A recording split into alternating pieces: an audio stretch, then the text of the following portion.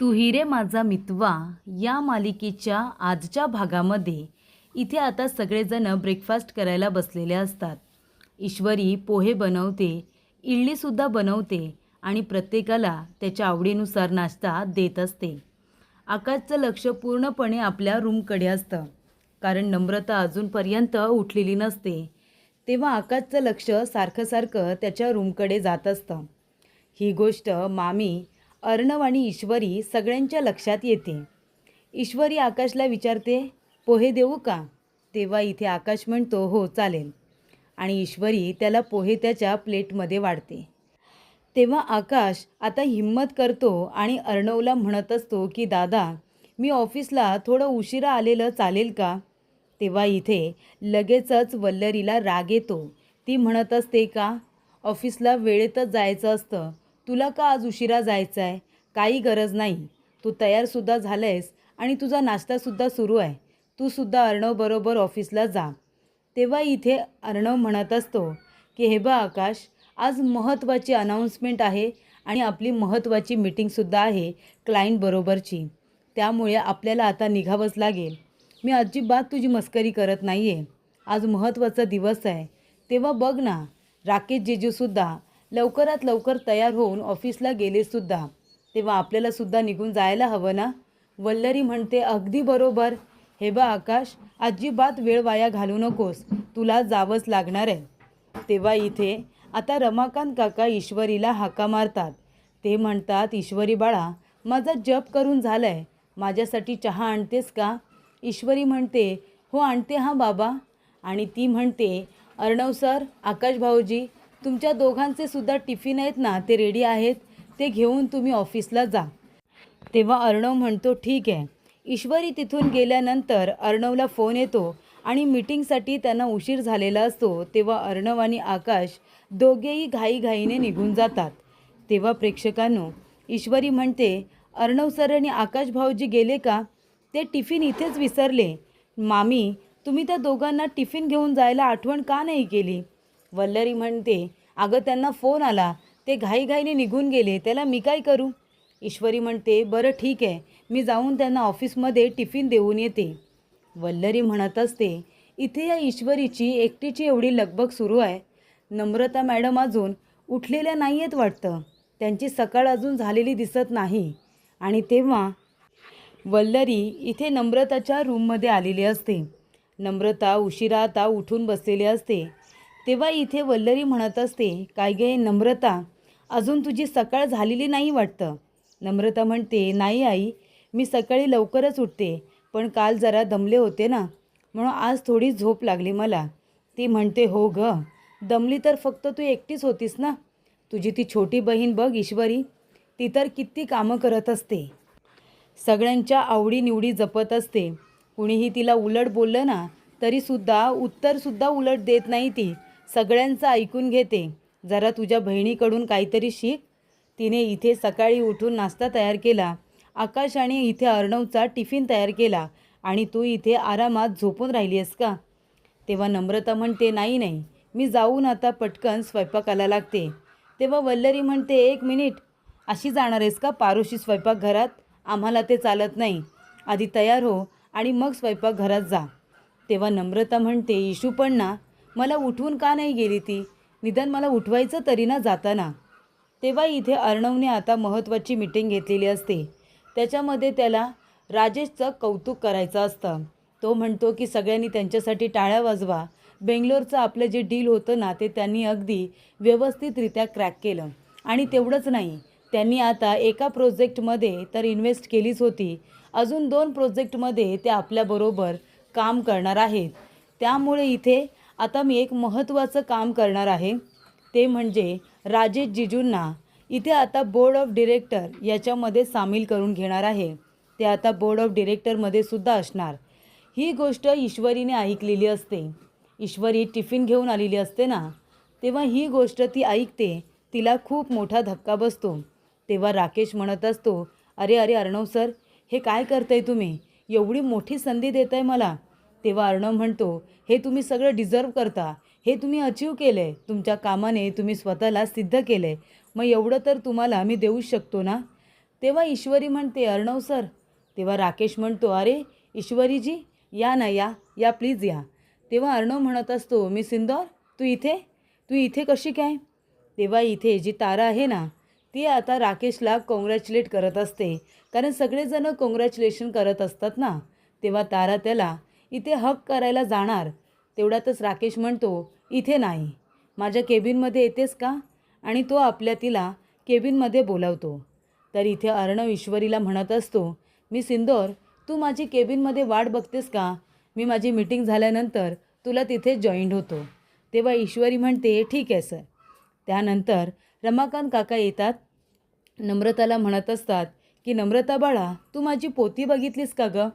तेव्हा ती म्हणते, कशी आहे म्हणजे, रंग कसा आहे, जाडी आहे की छोटी आहे? नाही, मला शोधायला बरं पडेल ना, म्हणून. मला माहीत नाही आहे ना कुठे आहे. तेव्हा रमाकांत काका म्हणतात, काही हरकत नाही, ईश्वरीला माहिती असेल, ईश्वरीलाच विचारतो. तेव्हा इथे नम्रता आता गप्पच बसते. त्यानंतर ती स्वयंपाकाला सुरुवात करत असते. तेव्हा इथे सगळेजण जेवायला बरोबर डायनिंग टेबलवरती येऊन बसलेले असतात. तेव्हा इथे सगळे विचारतात, हे काय, अजून डायनिंग टेबलवरती जेवण लागलेलंच नाही आहे, जेवण तयार आहे की नाही? नम्रता म्हणते, सकाळी इशूने बनवलेली आमटी आहे ना, तीच गरम करते, आणि मी पोळ्या बनवणार होते, पण पीठ कुठे आहे ते मला माहीतच नाही आहे. तेव्हा वल्लरी म्हणते, काय, अजून तुझ्या पोळ्यासुद्धा तयार नाही आहेत आणि फक्त आमटी गरम करतेस, अजून राईससुद्धा झाला नसेल, हो ना, मग आम्ही खायचं काय? तेव्हा इथे आजी म्हणत असते, अरे पण तिला माहिती नाही कुठे काय ठेवलं आहे, तर तुमच्या दोघींपैकी कुणीतरी तिला मदत करायची ना, सांगायचं कुठली वस्तू कुठे आहे ती. तेव्हा मामा म्हणतात, नाहीतर काय, ती या घरामध्ये नवीन आहे, आपण तिला सांभाळून घ्यायला नको का वल्लरी? टोमणे मारता फक्त तुला येतात, नवीन सून आहे, तिला मदत करायला नको? तेव्हा आजी म्हणते, अरे पण माझ्या गोळ्या घ्यायच्या असतात, तुम्हाला माहिती आहे ना, आता कधी जेवणार, कधी गोळ्या घेणार मी? ईश्वरी असती तर एव्हाना सगळं तयार झालं असतं. तेव्हा मामा म्हणतात, मी काय म्हणतो आई, तू थोडा वेळ जाऊन आराम कर, मी नम्रताला मदत करतो, नम्रता थोड्या वेळातच सगळं काही तयार करेल. तेव्हा इथे नम्रता म्हणत असते, येशू पण ना, मी तिला काल म्हणाले होते, मला एकटीला सोडून जाऊ नको, तरीसुद्धा ती गेली. मी या घरामध्ये नवीन आहे, कुठे काय ठेवले मला काय माहिती? तेव्हा इथे नम्रताचं सुद्धा बरोबरच आहे. तेव्हा इथे मामा म्हणतात, तू काळजी करू नको, मी तुला मदत करेन, माझी काही मदत लागली तर सांग, आणि मामा पण निघून जातात. तेव्हा इथे ईश्वरी आता म्हणत असते, अर्णव सर, मला थोडं तुमच्याबरोबर बोलायचं आहे. तेव्हा इथे आकाशला अर्णवने आता खूप जबाबदाऱ्या दिलेल्या असतात. त्याने सांगितलेलं असतं की तुला प्रोजेक्ट हेड बनायचं आहे, 2 प्रोजेक्ट तुला आता काम करायचं आहे, मेहताबरोबर आपलं नवीन डील झालं आहे ते बघायचं आहे, तू जर आपले जुने क्लायंट सांभाळलेस तर मला नवीन क्लायंट आपले इथे आता अजून तयार करता येतील, त्यांच्याबरोबर मला अजून इथे कनेक्शन वाढवता येतील. तेव्हा प्रेक्षकांनो, ईश्वरी म्हणत असते, अर्णव सर, तुम्ही त्या राकेशला बोर्ड ऑफ डिरेक्टरवरती का बरं घेतलं, असा तिने प्रश्न विचारलेला असतो. तर इथे तारा आलेली असते. राकेश म्हणत असतो की तू माझं कॉंग्रॅच्युलेशन नाही करणार का? तेव्हा ती म्हणते, मगाशी करायला आले होते तेव्हा तुम्ही मला दूर लोटलं, मग आता इथे का मला बोलावलं? तो म्हणतो, कॉंग्रॅच्युलेट तू काय मला सगळ्यांसमोर करणार होतीस का? तुला माहिती आहे ना, तो अर्णव आहे ना, तो माझ्या बायकोचा नवरा आहे. ती म्हणते, सर मग आपलं कसं होणार? तो म्हणतो, तू नको काळजी करू की आपलं कसं होणार कसं नाही, मी आहे ना तुझ्याबरोबर, सगळं काही चांगलंच होणार. तेव्हा तो म्हणतो की आता ये, माझं अभिनंदन कर, आणि तिला आपल्या जवळ बोलवत असतो. तेव्हा तीसुद्धा कारणं देऊन त्याच्यापासून आता दूर जात असते आणि सरळ तिथून एक फ्लॉवर पॉट आणि फुलं घेऊन आता म्हणते की सर, मला ही फुलं अरेंज करायची आहेत, मी जाते हां. आणि ती आता त्याला आपला हात वगैरे जास्त पकडू न देता तिथून आता पळ काढते. ईश्वरी म्हणत असते की सर, ही खुर्ची आहे ना, हिच्याजवळ पोचण्यासाठी तुम्ही खूप मेहनत घेतली आहे, त्यामुळे ही खुर्ची आणि ही जागा सहजासहजी कुणाला मिळू नये असं मला तरी वाटतं. तेव्हा अर्णव म्हणतो की तुझी भीती रास्त आहे, पण तू काळजी करू नको, माझं लक्ष असणार आहे. राकेश इथे आता म्हणत असतो की या खुर्चीपर्यंत पोचण्यासाठी मला खूप वेळ वाट बघावी लागली, आता माझं ध्येय फक्त एकच, मला सात्विक फॅशन माझ्या नावावरती हवं आहे पूर्णपणे. तर इथे अर्णव म्हणत असतो, मी सिंदूर काळजी करू नको, तुला असं वाटतंय ना की त्या राकेशची सात्विक फॅशनवरती नजर आहे, पण ज्या वेळेला मला कळेल ना की त्या राकेशची सात्विक फॅशनवरती नजर आहे, त्यावेळेला तो त्या राकेशचा शेवटचा दिवस असेल. तेव्हा इथे राकेश म्हणत असतो की आता मी आणि माझी ही खुर्ची आणि फक्त सात्विक फॅशन जोवर माझं होत नाही ना तोपर्यंत मी स्वस्थ बसणार नाही. त्यानंतर नम्रता बाहेर आता आकाशला फोन करत असते, पण तो काही फोन उचलत नसतो. ती म्हणत असते, आकाश फोन का उचलत नाही आहेत. तेव्हा वल्लरी म्हणत असते की अरे वा, माझी शिकार तर माझ्या समोरच उभी आहे. तेव्हा वल्लरी आहे त्याने म्हणते, काय गे नम्रता, तू किचन क्लाउड वगैरे सांभाळत होतीस असं तुझ्याकडे बघून अजिबात वाटत नाही या. ती म्हणते का, कारण तुझ्या हाताला ती चवच नाही आहे गं. काय ते जेवण बनवलं होतंस, काय ती भाजी, काय त्या पोळ्या इतक्या जाडजाड, आणि त्या आमटीला तर चवच नव्हती. अगं असा कुठे स्वयंपाक बनवतात का. ती ईश्वरी बघ तिच्या हाताला किती चव आहे. सुगरण आहे ती सुगरण. प्रत्येकाच्या आवडीनिवडी जपत असते, प्रत्येकाच्या आवडीची भाजी बनवत असते, नाश्ता बनवत असते. तेवढ्यातच तिथे आजी येते आणि म्हणते, ईश्वरी कुठे आहे, माझा चष्मा कुठे आहे माहिती आहे का. नम्रता म्हणते, आजी तुमचा चष्मा कुठे आहे, मी शोधून देऊ का. ती म्हणते, नाही नको नको, ईश्वरीला माहिती असेल, मी ईश्वरीलाच विचारते. तेव्हा नम्रता म्हणते, पण ईशू अजून आली नाही आहे. तेव्हा आजी म्हणते, ठीक आहे आल्यानंतर विचारेन. तेव्हा इथे आता वल्लरी म्हणते, बघितलंच नम्रता, सगळेजण आपले इशू इशू ईश्वरी ईश्वरीच करत असतात. कारण का, कारण सगळ्यांना माहिती आहे ईश्वरी ही सगळ्यांची कामं अगदी पटापट करते. सगळ्यांच्या वस्तू कुठे आहेत कुठे नाही, सगळ्यांचं डाएट काय आहे, सगळ्यांची पथ्यपाणी काय आहेत, ते सगळं लक्षात ठेवूनच इथे ती सगळा स्वयंपाक तयार करत असते. म्हणून सगळ्यांना ईश्वरी हवी असते. तेव्हा इथे नम्रता म्हणत असते की सगळे आपले इशू इशू करतायत. या घरात मी नवीन आहे ना, मला सांभाळून घेण्याचं कुणी काहीच बोलत नाही आहेत. इशू नवीन आहे की जुनी, असा तिला प्रश्न पडलेला असतो. त्यानंतर इथे राकेशला भेटायला डॉक्टर आलेले असतात, ज्या डॉक्टरांनी राकेशची इथे आता सर्जरी केलेली असते खोटी खोटी. त्यानंतर ते म्हणतात की राकेश. तेव्हा इथे राकेश त्यांच्याकडे बघतो आणि म्हणतो, डॉक्टर तुम्ही इथे काय करताय, तुम्ही इथे कशाला आलात. तो म्हणतो, कशाला आलो म्हणजे काय, कशाला आलो म्हणजे काय, तुझे ऑर्गन आता ट्रान्सफर करतो आहेस, जो तुझा बिझनेस आहे त्याच्यामध्ये आता स्वतः मात्र मेमरी लॉसचं सर्टिफिकेट घेतलंस आणि त्या प्रकरणामध्ये मला अडकवतो आहेस तू. तेव्हा तो म्हणतो, असं कसं तू अडकशील, नक्की काय घडलं आहे ते सांगा, मुद्द्यावरती या. डॉक्टर म्हणतात की तू जे आता शेकडो मुलींना किडनॅप करून त्यांचे ऑर्गन जे ट्रान्सफर करतो आहेस ना, तुझा तो धंदा आहे ना, त्याच्यामध्ये आता आपलं ते ऑर्गन ट्रान्सफर करत असतानाची एक टोळी नोएडामध्ये पकडली आहे. आणि आता त्यांना पकडल्यानंतर पोलीस चौकशी करता करता धागेदोरे शोधत शोधत माझ्यापर्यंत नक्कीच पोचतील. कारण का, तो बिझनेस तुझ्या नावाने स्टार्ट झालेला नाही आहे, तो बिझनेस माझ्या नावाने स्टार्ट झाला आहे. त्यामुळे तुझ्या या धंद्यामध्ये जर मी अडकलो ना राकेश, तर मी तुलासुद्धा अडकवल्याशिवाय स्वस्थ बसणार नाही. मला जर पोलिसांनी अरेस्ट केलं तर मी तुलासुद्धा जेलमध्ये खेचणार, हे मात्र नक्की. राकेश म्हणतो, अरे शांत हो, किती घाबरतो आहेस तू, लगेच तुझ्यापर्यंत कोणी पोचणार नाही आहे. आणि आपल्याला लोकांची तोंडं बंद करता येतात. तो म्हणतात, हो येतात ना, लोकांची तोंडं बंद करता येतात, पण त्यासाठी पैसे हवे असतात. आणि लोकांची तोंडं बंद करायसाठी मला 5 कोटी रुपये हवेत, 5 कोटी, उद्याच्या उद्या मला 5 कोटी रुपये दे. राकेश म्हणतो, ए चल, 5 कोटी रुपये मी कुठून देऊ तुला उद्याच्या उद्या, एवढी मोठी रक्कम मी नाही जमा करू शकत. तेव्हा इथे डॉक्टर म्हणतात, का रे, तुझा मेवणा तर अर्णव राजे शिर्के आहे ना, मग अर्णव राजे शिर्केकडून पैसे घे ना तू. तेव्हा राकेश म्हणतो, मी कुणाकडून पैसे घ्यायचे आणि कुणाकडून नाही हे तू मला सांगू नकोस, कळलं ना, पैशांचा बंदोबस्त मी करेन, तू आता जा इथून जा. तेव्हा इथे डॉक्टर म्हणतो की राकेश, मी अजिबात तुझं हे वागणं सहन करणार नाही आहे, कळलं ना. या प्रकरणामध्ये जर मी अडकलो ना तर तुला घेऊनच अडकेन. अरे स्वतः इथे खोट्या अपघाताचं नाटक केलंस, मी तुझं खोटं खोटं ऑपरेशनसुद्धा केलं जे खरं वाटतं आहे, आणि इथे याददाश्त गेल्याचं नाटक करतो आहेस. मेमरी लॉसचं सर्टिफिकेट घेऊन तू बसला आहेस आणि हे प्रकरण आता माझ्या अंगाशी येणार आहे, माझ्यावरती शिकणार आहे.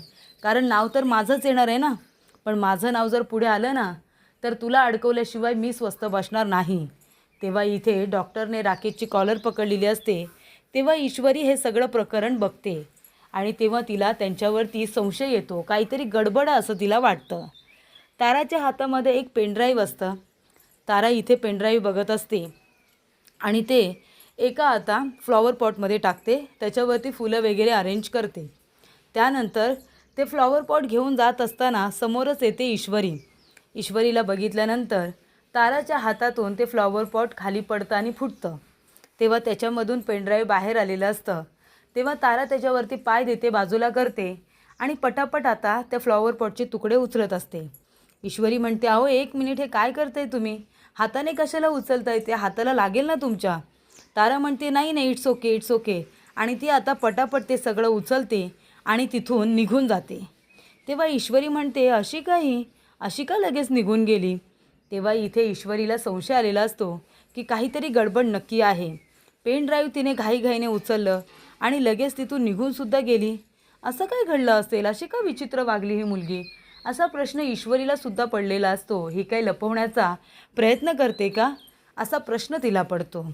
त्यानंतर इथे राकेश म्हणत असतो, ए बाबा सोड ना, माझी कॉलर सोड बरं. हे बघ, तू काळजी करू नको. तुला पैसे हवेत ना? तुला पैसे मिळतील. ज्यांची तोंडं बंद करायची आहेत तू कर. आणि महत्त्वाची गोष्ट म्हणजे तू पुन्हा इथे येऊ नकोस. तुला जर कुणी बघितलं तर सगळ्यांना संशय येईल आणि तुझ्यापर्यंत कुणी पोचणार नाही आहे. तेव्हा इथे डॉक्टर जात असताना लिफ्टमधून जात असतात. तेवढ्यातच तिथे ईश्वरी आहे. त्यांनी म्हणते, डॉक्टर तुम्ही इथे? तेव्हा डॉक्टर म्हणतात की हो, राजेश भोसले यांना भेटायला आलो होतो. त्यांचं रूटीन चेकअप असतं ना. ती म्हणते, हो तुम्ही हॉस्पिटलमध्ये? एवढे पेशंट सोडून तुम्ही हॉस्पिटलमध्ये आलात त्यांना चेक करायला? तेव्हा डॉक्टर म्हणतात, हो ना, हल्ली खूपच बिझी झालेत ना साहेब. हॉस्पिटलला यायला वेळ नाही आहे त्यांच्याकडे. मग डॉक्टर या नात्याने मीच इथे येऊन त्यांना चेक केलं. ईश्वरी म्हणते, हो का, बरं ठीक आहे. तेव्हा इथे आता रात्रीचा स्वयंपाक करायची वेळ झालेली असते. तेव्हा नम्रताने खूप भाज्या चिरून ठेवलेल्या असतात. तेव्हा वल्लरी म्हणते, काय गं, काय हे, ह्या किती भाज्या चिरून ठेवल्यास गं तू? आणि मला सांग, ह्या एवढ्या भाज्यांचं काय करणार काय आहेस तू? आणि स्वयंपाक तयार कधी होणार आहे तुझा? अगं, आणि हे किचनचं काय करून ठेवलेस? किचनमध्ये असा पसारा करतेस का तू? अगं, तुझी बहीण ती ईश्वरी बघ, अगं स्वयंपाक झाल्या संपूर्ण किचन आवरून ठेवते. एवढीसुद्धा कचरा किंवा घाण नसते किचनवरती. किचन एकदम लख्ख क्लीन असतं. ती म्हणते, हो आई, माझा स्वयंपाक झाल्यानंतर मी पण क्लीन करणार आहे. वल्लरी इथे आता नम्रता आणि ईश्वरीमध्ये भांडण लावण्याचा प्रयत्न करत असते. ईश्वरीला घालून पाडून बोलणारी ही वल्लरी ईश्वरीचं सारखं कौतुक मुद्दामून करत असते नम्रताच्या मनामध्ये तिच्याबद्दल विष पेरण्यासाठी. तेव्हा इथे आता ती म्हणते, आई मी पटापट स्वयंपाक करते, तुम्ही नका टेन्शन घेऊ, मी पटकेनी करते. तेव्हा ईश्वरी येत्याने म्हणते, ताई अगं काय करतेस तू? आणि ह्या एवढ्या भाज्या? नम्रता म्हणते, ईशू अगं मला कळलंच नाही कुणाला कुठली भाजी आवडते, मी काय करू? ईश्वरी म्हणते, ताई अगं तू कशाला किचनमध्ये आलीस? तू कशाला करते स्वयंपाक? तू नवीन नवरी आहेस, तू लगेच स्वयंपाक नाही करायचा. तेव्हा इथे अंजली म्हणते, मग कुणी करायचा स्वयंपाक? आजीने यावेळेस स्वयंपाक करायचा की मी करायचा कणूला सोडून? नाही, तिने नाही स्वयंपाक करायचा तर कुणी करायचा? तेव्हा नम्रता म्हणते, ताई द्या माझ्याकडे, मी तुम्हाला दुधाची बाटली भरून देते. अंजली म्हणते, काही गरज नाही आहे, मागापासून आवाज देत होते तेव्हा कुणी ऐकलं नाही, आता घेते मी माझी. तेव्हा अंजली म्हणते, ताई तुम्ही द्या, माझ्याकडे द्या, तुम्ही जा कणूकडे, मी घेऊन येते, दुधाची बाटली घेऊन येते. तेव्हा प्रेक्षकांनो, इथे आता ईश्वरी म्हणत असते, ताई अगं आता हे बघ, मी सगळं काही आहे ना कॅन्टीनमधून घेऊन आले, उशीर झाला होता ना, तर मी येतानाच भाजी वगैरे आमटी सगळं काही घेऊन आले. फक्त मामांसाठी आपल्याला थोडासा गरम भात करावा लागणार आहे, तो मी करते आता लगेच. तेव्हा ती म्हणते, आणि ह्या भाज्यांचं काय करायचं? ईश्वरी म्हणते, फिकर नॉट, भात तर करायचं आहे ना, पुलावच करून टाकते, सगळेजण थोडा थोडा खातील, हो की नाही? तेव्हा इथे ती म्हणते, अगं पण तुझा हात पुलाव कसा करशील तू? ती म्हणते, आता हे सगळं माझ्या बाया हातचा खेळ झाला आहे, सवय झाली आहे ना मला आता, बघ मी कसं पटापट करते. तेव्हा इथे ईश्वरी लगेचच जेवढ्या भाज्या नम्रताने कट केलेल्या असतात ना, त्या घालून आता छान असा पुलाव बनवते. तेव्हा इथे नम्रता बाजूला उभी असते. ती म्हणते, ताई तू काही नको करू, तू आराम कर थोडे दिवस, नंतर तुला करायचंच आहे स्वयंपाक वगैरे. तेव्हा वल्लरी काय म्हणते, बघितलंस ना, ही ईश्वरी उत्तम स्वयंपाक करते, लागली की नाही लगेच एका हाताने कामाला. आणि कसं आहे ना, सहजासहजी ती आपल्या किचनचा ताबा कुणालाही घेऊ देणार नाही आहे. किचनचा ताबा ईश्वरी तिच्याकडेच ठेवणार. म्हणून तर बघ ना, तुला बाजूला करून ती स्वतः आता किचनमध्ये उभी राहिली आहे स्वयंपाक करायला. आता उत्तम स्वयंपाक करते की नाही बघच तू. तेव्हा इथे नम्रता म्हणते की आता प्रत्येक वेळेला इशू आणि माझं कंपॅरिझन होणार आहे का या घरामध्ये? आणि तो पडलेला प्रश्न अगदी तिला बरोबरच असतो. त्यानंतर पुढील भागामध्ये ईश्वरी अर्णवला म्हणत असते की सर, काहीतरी चुकीचं घडतंय असं मला वाटतं. तेव्हा अर्णव म्हणतो, कशाबद्दल बोलतेस तू? तेव्हा ईश्वरी म्हणते, राकेशबद्दल बोलते. तो नक्कीच काहीतरी चुकीचं करतोय. तेव्हा इथे आता राकेश म्हणत असतो की तारा, तू अजिबात काळजी करू नको.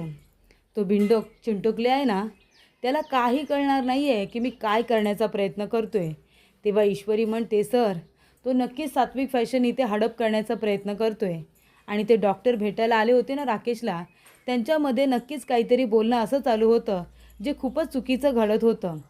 तर इथे जी तारा आहे ना, ती पेनड्राईव्हमध्ये आता पेनड्राईव्ह पुन्हा त्या फुलदाणीमध्ये टाकते, त्या फ्लॉवर पॉटमध्ये, आणि फुलं अरेंज करत असते. तेवढ्यातच तिथे ईश्वरी येते आणि ताराला ते आता सगळं करताना बघते. तेव्हा तारा ईश्वरीला बघून खूपच जास्त घाबरते.